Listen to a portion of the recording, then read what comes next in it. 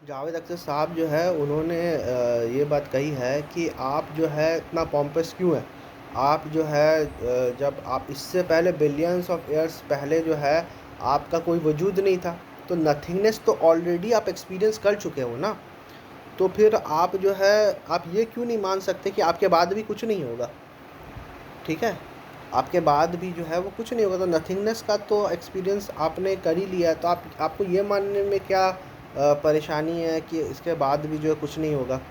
अच्छा, एक ये बात उन्होंने कही है, और दूसरी ये बात कही है कि वाई डू पीपल प्रे।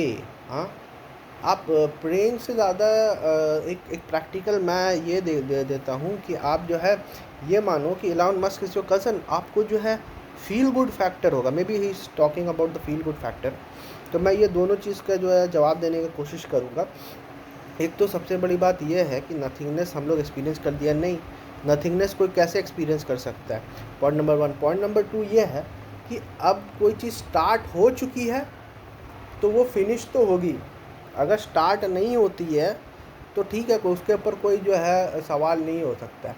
लेकिन कोई चीज़ स्टार्ट हो चुकी है तो वो फिनिश होगी, और उसके बाद भी जो है, क्योंकि ह्यूमन बींग्स की टेंडेंसी है कि वो हमेशा फ्यूचर की सोचता है। ठीक है, पास्ट, प्रेजेंट और फ्यूचर।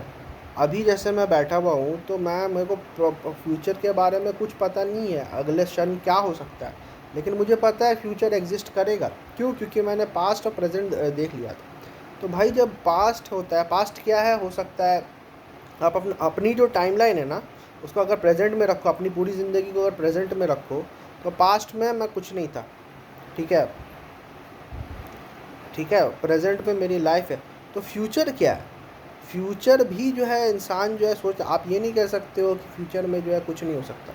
अगर आप माँ के पेट से भी जो है अपने आप को वहाँ से टाइम ला लो, तो पहले तो आप क्रिएटेड नहीं थे, लेकिन आप क्रिएट हुए, उसके बाद आप बढ़े। ठीक है ना, उसके बाद आप फिर ख़त्म हो जाइएगा। तो ये टेंडेंसीज़ ह्यूमन में है कि वो, अब जैसे मैं रोज़ सोता हूँ, मुझे यकीन होता है कि कल मैं उठूँगा। ठीक है, तो अल्लाह जो है रोज़ सुलाता है, रोज़ जगाता है। ये एक साइन है जो ये बताती है कि भाई अल्टीमेटली तुम भी सोगे और उसके बाद भी जागोगे। एक टाइम ऐसा आएगा कि तुम सोगे, लेकिन वो तुम्हारा डेथ होगा और फिर तुमको जगाएंगे, और वो क़यामत होगा। तो ये तो रोज़ हम जो एक्सपीरियंस करते हैं। फिर अल्लाह सुब्हानहू व तआला बोलते हैं, in the alternation of day and night, in the creation of the heaven and earth, and in the alternation of day and night are the signs for those who reflect. कि ये जितने भी हमने कायनात बनाए हैं ना, ये जो दिन और रात जो अल्टरनेट होता है ना, वो एक निशानी है, एविडेंस फॉर गॉड है, फॉर दोज हु रिफ्लेक्ट। जो रिफ्लेक्ट ही करना नहीं चाहते, जो क्वेश्चन पे ध्यान ही नहीं देना चाहते, उन लोग के लिए तो साइन नहीं हो सकती ना। एक दूसरी बात ये है कि बहुत अच्छा क्वेश्चन जो है, बहुत अच्छा क्रिटिसिज्म जो है, जावेद साहब ने ये बोले कि what is the purpose of prayer. ठीक है, प्रेयर या सप्लिकेशन, ये दोनों का मैं आंसर करने की कोशिश करूँगा। कि देखिए, why do we pray, why do we pray to God? We pray to God to remember Him. Why do we have to remember Him? Because we have a relationship with them. We want to establish a relationship. जिस तरह हमारे माँ बाप के साथ हमारा relationship है, हमारे फ्रेंड्स, फैमिली, स्पाउसेस के साथ हमारा रिलेशनशिप है, उसी तरह से हमारे क्रिएटर के साथ भी हमारा रिलेशनशिप है, जो कि बज़ाओक़ात ज़्यादातर हम लोग भूल जाते हैं।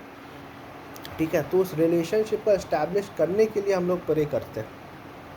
ठीक है, हमारे देश के साथ हमारा रिलेशनशिप है, वो भी रिचुअल्स में हम लोग करते हैं। मिसाल के तौर पे जब हम अपने देश को जो है सैल्यूट करते हैं या फिर फ्लैग बनता है, तो फ्लैग क्या है?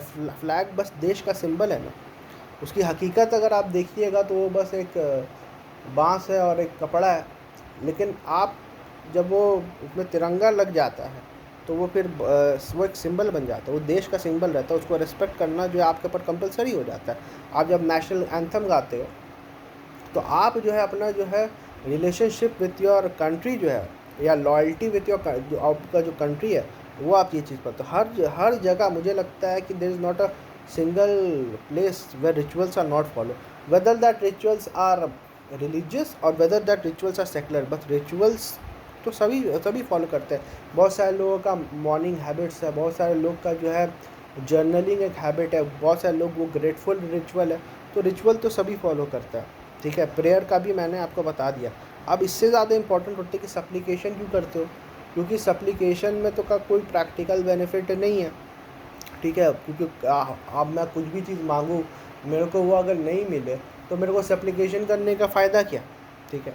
तो देखिए सप्लीकेशन ऐसे वर्क नहीं करता। बहुत सारे लोग अलग अलग चीज़ यूज़ करते हैं, सप्लीकेशन हो गया, बहुत सारे लोग मैनिफेस्टेशन, लॉ ऑफ अट्रैक्शन, ये सब भी ये करते हैं। तो वो सब का जो है मैं एक ही साथ आंसर देता हूँ।